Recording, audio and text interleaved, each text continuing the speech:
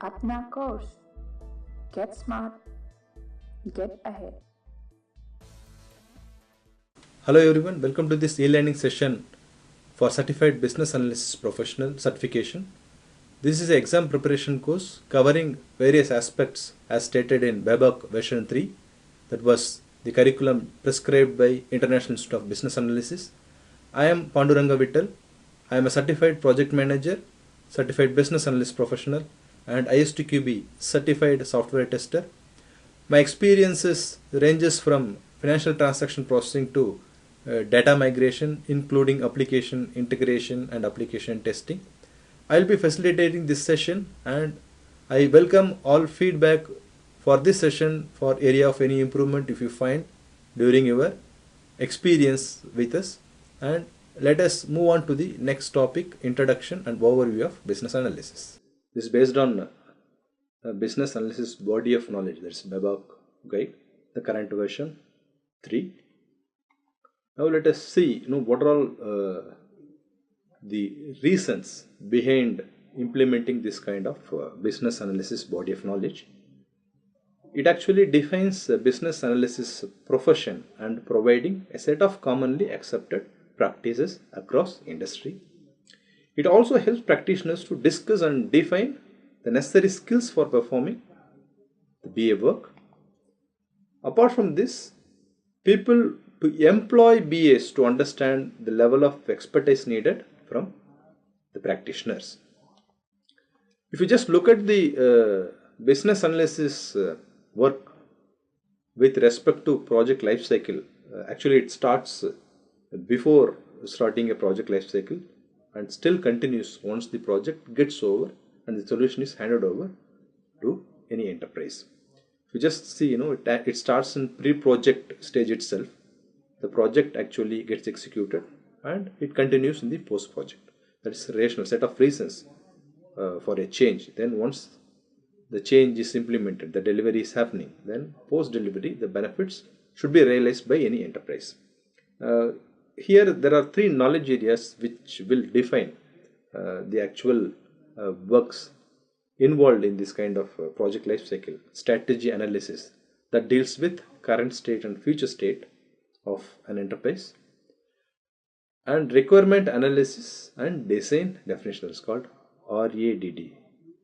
Then solution evaluation, this is another knowledge area where actually some solution implemented and that has to be analyzed or evaluated whether it actually delivers the value expected by stakeholders, how to improve on all this. So here the BA actually starts working in any enterprise to understand the problems or rationale for change, then gathering the requirements, then designing options, then once the design is implemented, evaluating the solution. So these things are carried out by any BA in any project perspective or in any organizational process related aspects. Who is a business analyst? Business analyst is any person who is performing the BA task under any role job in any organization. So it does not necessarily be a person designated as a BA should do this kind of job. So anyone who performs tasks related to BA, he can be called as a business analyst. So they are responsible for discovering and synthesizing and analyzing information from various sources, so including selection of tools, then analyzing the processes, then documentation of the requirements, and identifying the stakeholders, then analyzing them, then collaborating with stakeholders. They are also responsible for eliciting actual needs of stakeholders. So there is a separate knowledge area, elicitation and collaboration, that we are going to discuss in further sessions. So that deals with how you are going to elicit the information and how you are going to collaborate with stakeholders so that you can identify the actual needs. What are the activities involved in business analysis? Understanding the enterprise problems and analyzing needs and related solutions for that need. devising a better strategy to move from current state to future state, and driving the change is called a change enabler, BA. That's why he should drive the change, and facilitating stakeholder collaboration. So stakeholders are very important. You'll be getting actual needs from stakeholders. So you have to elicit the information from them. What are the roles available in the industry for this BA? So BA, business architect, can also play a BA role.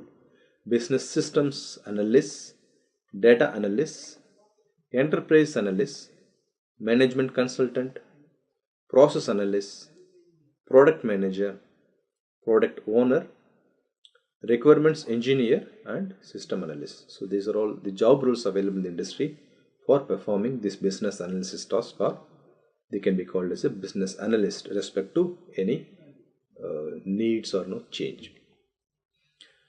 How the BABOK guide is structured, that we will see the components available in BABOK guide. So we will follow the BABOK guide throughout the session.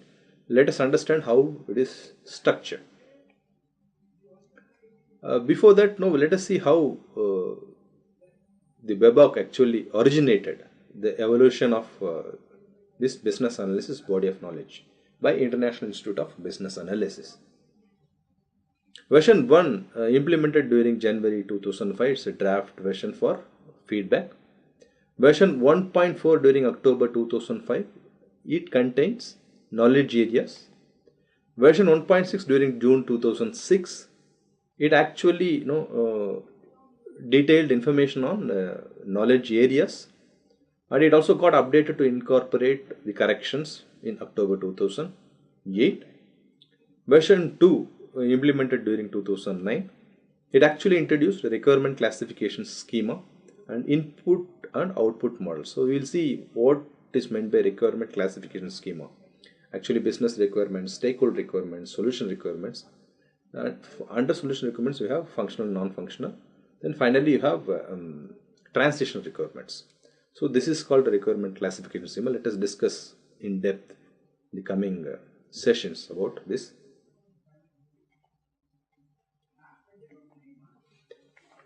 Then the current version we have is version 3, the updated version. It actually contains introduction to business analysis core concept model. So it deals with change, need, solutions, stakeholders, and then value, context. So how each one is related. This actually introduced in the current version 3. It also expanded the scope of BA. It includes perspectives like agile, business intelligence, that we will discuss. Then underlying competencies for performing the business analysis tasks. There are some new techniques added to the existing one. So that is the current structure of BABOK guide. So this will explain you how the evolution of BABOK has been done. Now let us see the structure of this BABOK guide. It contains business analysis key concepts. One of the key concepts is this BACCM. That will contain change, need, solution, stakeholder, value, and then context. And some key terms involved in the business analysis. Then requirements classification schema. So like business requirements, stakeholder requirements, solution. Under solution we have functional, non-functional. Finally, transition requirements. Then stakeholders. There are various stakeholders like project manager, sponsor, subject matter expert, in the domain subject matter expert, then implementation subject matter expert, end users, customers. So these are all the stakeholders. They are in the project perspective or change perspective, how they get affected or how they can affect the change initiative. Then requirements and design aspects. So actually needs triggers the requirements, and then again design from solution perspective. So that also we can discuss. how these requirements and designs are correlated. Then it contains knowledge areas, 6 knowledge areas: business analysis, planning and monitoring. Actually, this knowledge area will have the methodology and approach that will be the outputs of this knowledge area will be followed throughout the other tasks performed in the business analysis thing. This actually acts as a plan kind of thing that will be referred for performing various activities. So it will contain the BA approach, governance approach, stakeholder engagement approach, then BA information management approach, then improving the business analysis activities performance. So those things will be dealt in this knowledge area. The second one is elicitation and collaboration. Here you have to prepare the stakeholders for elicitation, then you have to conduct the elicitation, then confirm the elicitation, then communicate the BA information. So this set of tasks, actually stakeholder collaboration, these set of tasks are actually discussed in this knowledge area. Then requirement life cycle management. It's actually tracing the requirement, then managing it, getting the approval, and then if there is any change, that again you have to look at it. So actually from requirements from inception till retirement, you have to manage in this knowledge area. Then strategy analysis. It deals with current state and future state, and then defining a change strategy. So these things will be involved in this strategy analysis. Then requirement analysis and design definition. So defining a requirement architecture, then verifying and validating the requirements, and then design options and recommending a solution. These things will happen in this knowledge area. I'm not telling in a logical way. Let us deeply discuss when we come across this kind of knowledge areas. Finally, solution evaluation. Once you have the implemented solution, you have to estimate, or you have to evaluate the limitations within the enterprise, within the solution, how we can improve the implemented solution. So those things actually will be discussed under solution evaluation. How this is related, this picture gives you that input. So business analysis, planning and monitoring, that actually helps in elicitation, collaboration, as well as requirement lifecycle management. And then we come across strategy analysis and requirement analysis and design definition. Then finally the solution evaluation. Under each knowledge area, we have come across the tasks, whatever I have done. So like let us say a task, plan, business analysis, approach. That task will contain a purpose, why this is for. Then a detailed description, what are the things that is needed, inputs for performing this task, and then guidelines and tools, elements, how you are going to perform this. What are the tools that you can use for doing this task? Then techniques, various techniques that you can apply for this task. Then who are the stakeholders involved, and what you get at the end of this task. So each task we can say the purpose, and then we can describe in detail. We can understand the inputs required. All those things we can discuss when we come across the knowledge area part and understanding each task available in knowledge area. So there are totally 30 tasks available across 6 knowledge areas in web question 3. This underlying competencies deals with the required competencies. It also contains the purpose, then definition, then effectiveness measures. Then the techniques, why we have that technique and what is the purpose of this technique, then the actual definition of that, and what are the elements, and usage considerations. So actually this is actually how we can use this, in what is the scenario that is best opted for this kind of techniques.